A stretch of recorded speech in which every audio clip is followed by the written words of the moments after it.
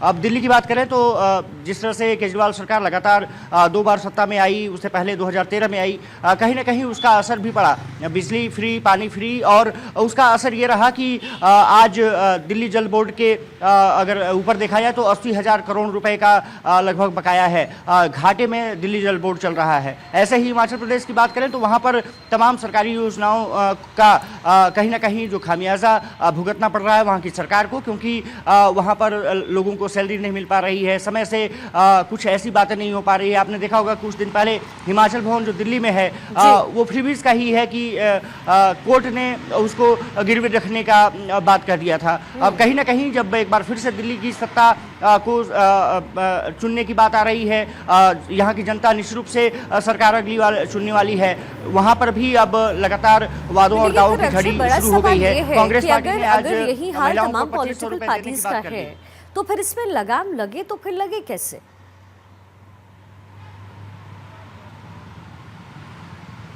देखिए, सबसे बड़ी बात ये होती है कि अगर किसी को भी अगर इनसे आना है तो सबसे पहले तो जनता को तय करना होगा कि उसको क्या चाहिए। क्या ऐसे ही दावे और वादे लगातार चलते रहेंगे और वो क्या भुगतती रहेगी जनता, ये बहुत बड़ा सवाल है। दूसरी बात ये है कि जिस तरह से लगातार अगर आपने देखा होगा कि दिल्ली की बात करें तो यहाँ पर तमाम वादे और दावे करने शुरू कर दिए गए हैं। सबसे बड़ी बात यह है कि सुप्रीम कोर्ट भी इसको लेकर के नाराजगी जता चुका है, लेकिन अब कहीं ना कहीं चुनाव आयोग इस पूरे मसले को देख सकता है। पार्टियां खुद ये देख सकती हैं कि अगर हम अपनी औकात से ज़्यादा, अगर सरकार की जो फंड है उससे ज़्यादा अगर वादे करते हैं, उसको पूरा करने में कहीं ना कहीं सरकारी खजाना जो है वो कहीं ना कहीं जुटाना पड़ेगा, उस पर असर पड़ेगा। और सबसे बड़ी बात ये रही है कि अगर सरकार के पास पैसे पर्याप्त नहीं रहेंगे तो जो सरकारी योजनाएं जो निःशुल्क से लागू की जानी चाहिए, चाहे इंफ्रास्ट्रक्चर डेवलपमेंट की बात रहे, स्कूल एजुकेशन की बात रहे, शिक्षा व्यवस्था को बेहतर करने की बात रही, तो वो कहीं ना कहीं खटाई में पड़ती हुई दिखती है। और इसका असर ये होता है कि सरकार लगातार टैक्स लगाती जाती है जनता के ऊपर, वो उसका असर जनता को ही बाद में चुकाना पड़ता है। आज की बात करें तो कांग्रेस पार्टी ने कह दिया कि हम एक बार फिर से महिलाओं को 2500 रुपए देने जा रहे हैं। आम आदमी पार्टी ने पहले ही घोषणा कर रखी है कि वो 2100 रुपए आएंगे, सत्ता में तो देंगे। बीजेपी का भी पक्ष नहीं आया है, लेकिन ये तय मान के चलिए कि अब जब उनका घोषणा पत्र सामने आएगा तो उसमें भी फ्रीबीज का इस्तेमाल होते हुए आप देखेंगे, वो भी तमाम घोषणाओं को करते हुए नजर आएंगे। अब सबसे बड़ी बात ये रही है कि दिल्ली की जनता जो लगभग 101 करोड़ 55 लाख के आसपास का जो वोटर्स है, वो इन फ्रीबीज को या इन पार्टियों को क्या संदेश देते हैं, ये देखना दिलचस्प होगा। लेकिन कहीं ना कहीं सरकारी योजनाओं को पूरा करने में सरकारों को दिक्कतों का सामना करना पड़ता है। समय से पेमेंट, नौकरी जो पेशा लोग हैं उनको नहीं मिल पाती, उनको तनख्वाह नहीं जारी हो पाती, और इसके चक्कर में जनता भी कहीं ना कहीं पिसती हुई नजर आती है। टैक्स का बर्डन जो उनके ऊपर लगातार बढ़ता जाता है। हालांकि पार्टियों को निश्चित रूप से इसका फायदा होता है। यही वजह रही है कि हाल फिलहाल के अगर लेकिन अक्सर हाल फिलहाल को ही हम देखें और जाहिर है कि सरकारी खजाने पे बोझ बढ़ता है, लेकिन हमने हिमाचल में देखा कि हिमाचल की तरफ से जो फ्रीबीज का ऐलान किया गया, उनकी तरफ से कहा गया था बिजली के बिल को लेकर के सब्सिडाइज्ड बिजली देने की बात कही गई। लेकिन अब सुक्खू सरकार को हमने देखा, वो बाहर आए, उन्होंने मीडिया से बातचीत की और लोगों से आह्वान किया कि भाई जिनके पास बहुत पैसे हैं या फिर जो बिजली का बिल चुकाने की कवायद रखते हैं वो बिजली का बिल चुकाएं।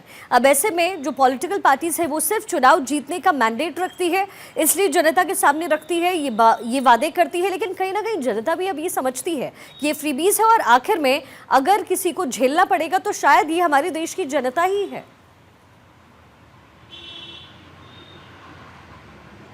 बिल्कुल शिखा, और सबसे बड़ी बात ये रही है कि इसका असर आम जनमानस पर लगातार पड़ता भी रहा है।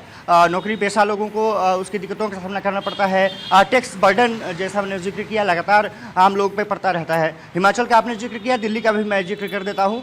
दिल्ली में भी कहा गया था कि फिर बिजली मिलेगी, लेकिन हालात ये रही कि बाद में बिजली के दाम बढ़ाए गए। आज वो बिजली के दाम लगातार बढ़ते हुए नजर आ रहे हैं। जो कुछ शून्य के आसपास आता था, 200-400 रुपये आते थे, आज 2000, 3000, 5000 तक बिजली बिल आ रहे हैं। इसके अलावा पानी कहा गया था मुफ्त में, शुरू में मुफ्त में मिला भी, लेकिन हालात यह है कि अब उसका असर ये पड़ रहा है कि दिल्ली जल बोर्ड कई जगहों पर 10-10 लाख तक बिल भेज चुका है। अब उसको सरकार कहती है कि आएंगे तो माफ कर देंगे। आखिर माफ कहां से करेंगे? अगर मानिए केजरीवाल सरकार फिर से वापस आ जाती है तो माफ कहां से करेंगे? पैसे कहां से लाएंगे? वो जनता के जेब से ही जाएगा, वो टैक्स के रूप में जाएगा। कहीं ना कहीं उसका असर दिल्ली के विकास पर भी पड़ेगा। और ये योजनाएं जो होती हैं, चाहे केंद्र शासित हो या फिर सरकार जो दिल्ली सरकार ओरिएंटेड हो या अन्य राज्य सरकार ओरिएंटेड हो, उसका असर आम जनमानस पर पड़ता है। टैक्स का बर्डन लगातार बढ़ता है और आखिरकार जो खामियाजा है वो आम जनता को ही भुगतना पड़ता है।